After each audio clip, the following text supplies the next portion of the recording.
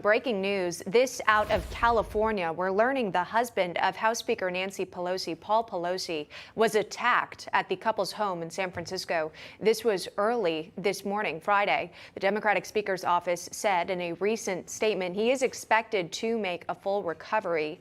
Drew Hamill is a spokesperson for Nancy Pelosi, said the assailant is in custody and a motive is still being investigated. The speaker was not in her San Francisco home at the time. Again, this just breaking. Paul Pelosi, the husband of Speaker Pelosi, was at his home at a time when he was attacked. He's now in the hospital recovering after he was assaulted. We've got a statement. Again, just diving into the details. Early this morning, an assailant broke into the Pelosi residence in San Francisco, violently assaulting Mr. Pelosi. He's in custody. Motivation is under investigation. He's been taken to the hospital where he's receiving excellent care. Our congressional correspondent Kilmeny Duchardt has more on this breaking development. Kilmeny.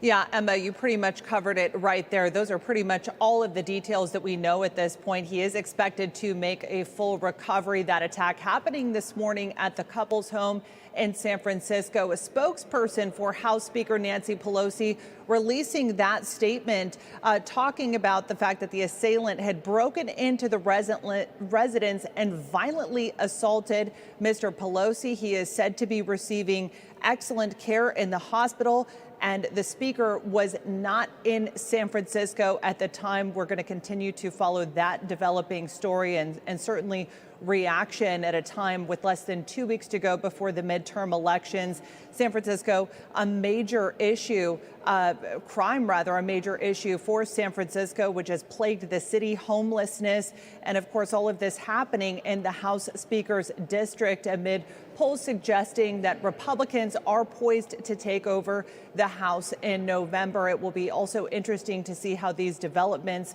sort of pander out onto the campaign trail. But another story that we're following this morning, GOP gubernatorial candidates in competitive races, they've enlisted Glenn Youngkin for support on the campaign trail in the final stretch of the midterm elections. On Wednesday, Youngkin appeared in Waukesha, Wisconsin for Tim Michels, who is locked in a tight race with Democratic Governor Tony Evers.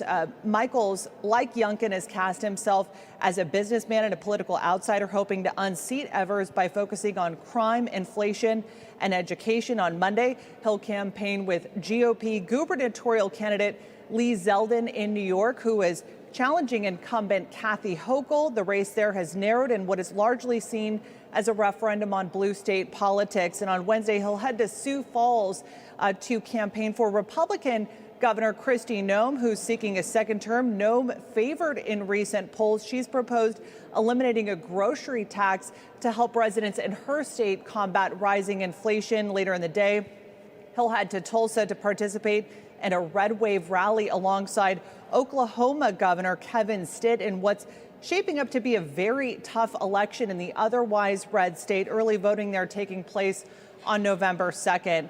And in a recent op-ed in The Economist, Youngkin said Republicans should maintain their focus on kitchen table issues, using Virginia as a case study when it comes to school and jobs. Youngkin won over Democrats and independents with a strong message on education and school choice.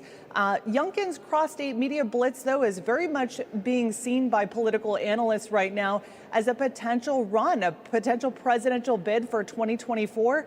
But right now, he says he is narrowly focused on November 8th. No crooked establishment. None of that twisting the truth. No talking down to me. Don't tell me how to think. Don't tell me how to think. Don't tell me how to think. I trust Newsmax. Newsmax. They don't tell me how to think. They let me decide. Newsmax. Real news For real people.